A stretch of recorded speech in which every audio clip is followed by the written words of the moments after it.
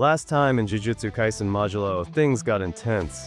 What started as a simple investigation turned into a nightmare when a cursed child's secret spiraled out of control with Maru down, and the boy's true identity finally revealed. Now, in Chapter 5, tension reaches its breaking point as Tsurugi and Yuuka come face to face with a threat they never saw coming. And in Chapter 6, Maru's power goes completely out of control. His third eye opens, and the line between ally and enemy starts to blur. In this video, I'll be breaking down Chapters 5 and 6, covering the intense battle between Tsurugi and Yuuka versus the mysterious old man, and Maru's terrifying berserk awakening. The chapter opens quietly, with a young girl calling out for her mother. Her mom, busy on a work call, walks in annoyed, only to freeze mid-step. The girl sits still, eyes wide, watching the water that was once in her cup, now floating in the air right in front of her. Something strange is happening. And at that same moment, miles away, chaos unfolds on a rooftop. Tsurugi's battle with Masaki Takeda is already in full swing. He wants to check on Maru, who's still unconscious after the last fight, but Masaki isn't giving him a single opening. With his cursed Shikigami by his side, Masaki attacks relentlessly. Tsurugi barely dodges the first wave of attacks. He realizes immediately, this guy isn't normal. He mutters, "This strength, it's like fighting a first-grade sorcerer." The two move in perfect sync. Blades, claws, and cursed energy clashing in rapid bursts. A hit lands. Blood spills. Tsurugi takes a deep gash to the head, his vision blurring, but he doesn't back down. During a short pause, he calls out, "Masaki, you ever think of using that power for something good?" Masaki just smirks. "I did once," he says, "but that's the kind of dream only kids can afford." He goes on, his voice calm, almost nostalgic. "After a while, saving a life starts to feel the same as taking one. You stop feeling the difference. But some emotions, those first ones, they never fade. I fell in love with that. The memories, the feelings, the scenery of being a first grader. So I decided to stay one forever." His words start looping, repeating. That's when Tsurugi realizes, this entire incident, everything happening around them, it all comes from Masaki's decaying mind. He's not just cursed, he's senile. The fight reignites. Tsurugi activates Simple Domain, Maculation, his technique that lets him counter and adapt to his opponent's attacks in real time. With this, he turns the battle around.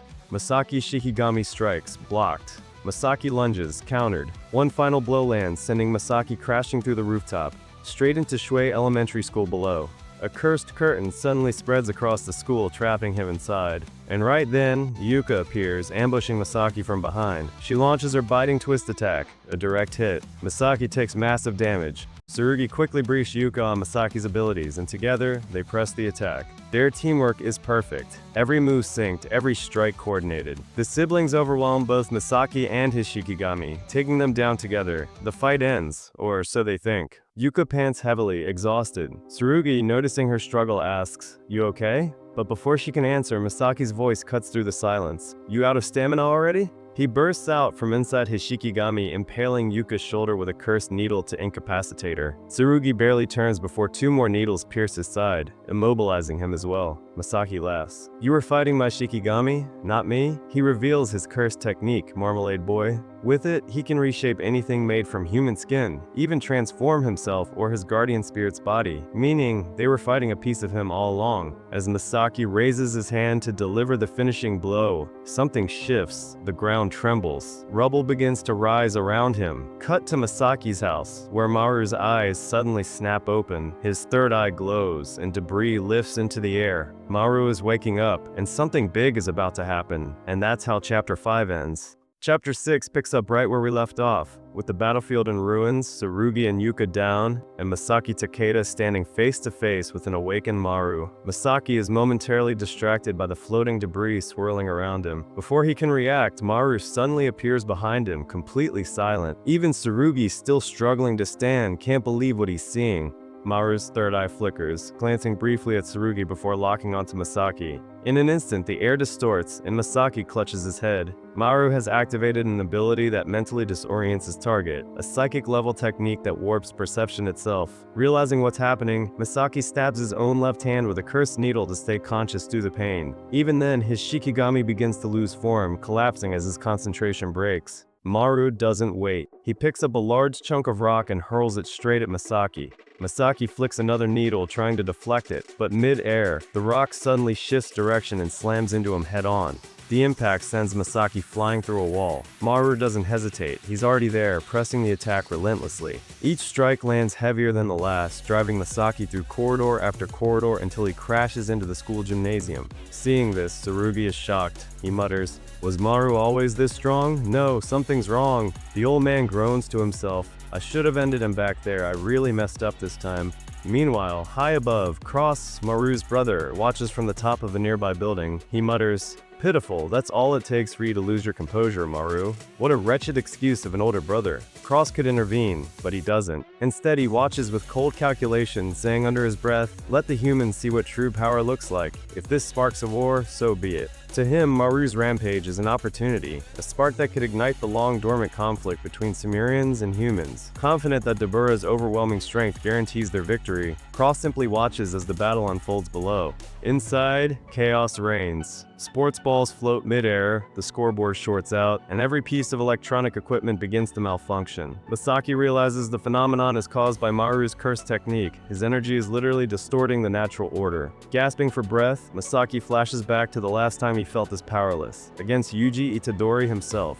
"Damn it, not again," he mutters, forcing himself back to his feet. We see a panel of Yuji Itadori, wearing a hoodie, his expression deadly serious. We still don't know when Masaki fought him, only that the fear and helplessness were the same. He charges at Maru, throwing everything he has left. Maru barely moves, his body flickers like a phantom. In seconds, he completely overwhelms Masaki, his speed almost impossible to follow. A brutal flurry of punches and strikes sends Masaki crashing through the gym wall, out into the outdoor swimming pool area. As Maru approaches, the pool water begins to bubble violently. Steam rises, hissing in the air. Within moments, the water turns scalding hot, forcing Masaki to leap out, just before the entire pool explodes into a cloud of boiling mist. Maru slowly raises his left hand. The droplets of water suspended mid-air suddenly freeze, transforming into shards of solid ice that trap Masaki mid-air like an insect sealed in amber. Masaki's eyes widen. This curse technique, it doesn't follow any natural law. He finally understands. Maru's third eye distorts the very concept of order itself.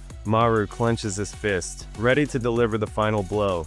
But at the last possible second, Tsurugi leaps in front of Masaki, intercepting the strike with Honiagi. The sheer impact unleashes a massive shockwave through the schoolyard, blasting both Tsurugi and Masaki backward. Tsurugi crashes to the ground, coughing blood, his entire body trembling. He forces his eyes open and finally understands the truth. Maru is fighting completely unconscious. High above, Cross's expression hardens as he watches. He mutters under his breath, "This whole ordeal isn't half bad." He continues, cold and calculating.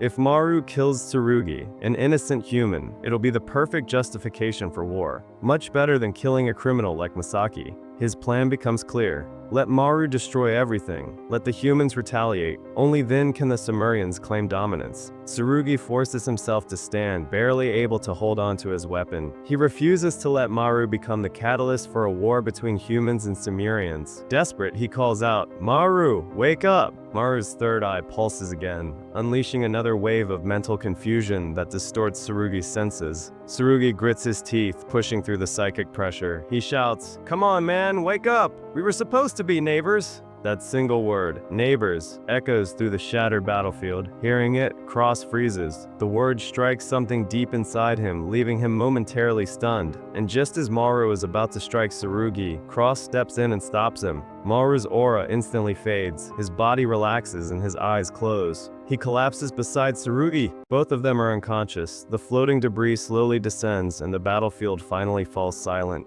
Cross stands over the two of them, frustration clouding his expression. He mutters, "Damn it, what am I doing?" And that's how Chapter 6 of Jujutsu Kaisen Modulo ends, with the narrator adding, "The heart awakens." Maru's third eye continues to evolve, bending space, mind, and even emotion itself. And now, even Cross is changing. He fully intended to let Tsurugi die, but the moment he heard that one word, neighbors, he stepped in and stopped Maru. Something is shifting, and on top of everything, we finally caught a fleeting glimpse of Yuji in this chapter, just enough to set the fandom buzzing with speculation. And this is only the beginning. Let me know your thoughts on these chapters in the comments, and I'll see you in the next chapter breakdown.